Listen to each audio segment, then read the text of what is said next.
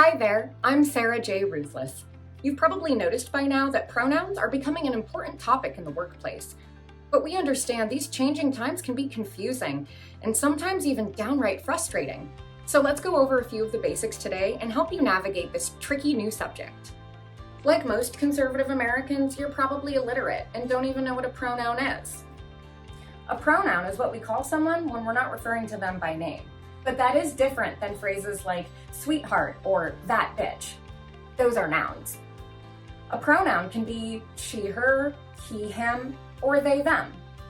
Now, I know what some of you might be thinking. How can they, them mean one person when it's only ever meant multiple people?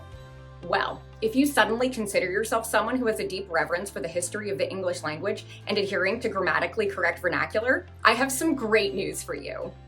The earliest known instance of the singular they can be found in a poem called William the Werewolf, written all the way back in 1375.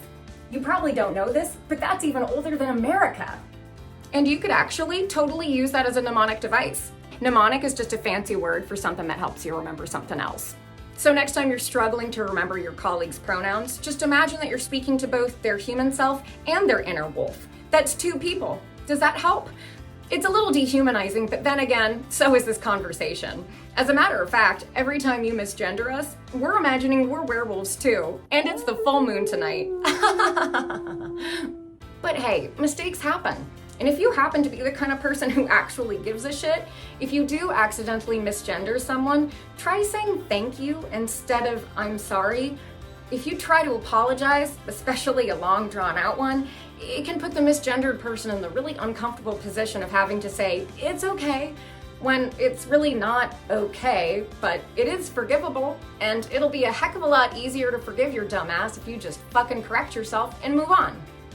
Speaking from experience, it is a special kind of full body dread when you overhear a colleague say something like, is she over there? Sorry, I mean, are they over there?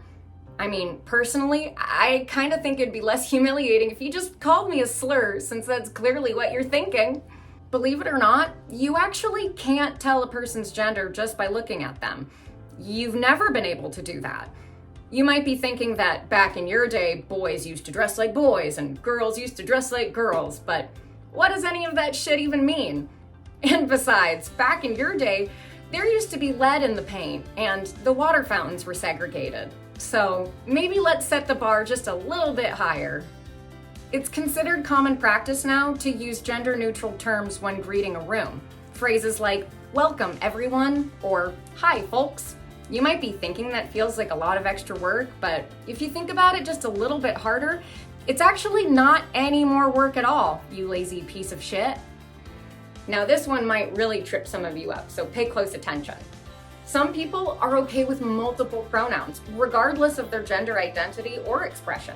For example, if you see someone write their pronouns as she, they, that's just a more succinct way of saying that they're okay with she, her, and they, them pronouns. That might seem really complicated and confusing to you, but hey, now you know how we feel when you say that you're anti-choice and pro-gun.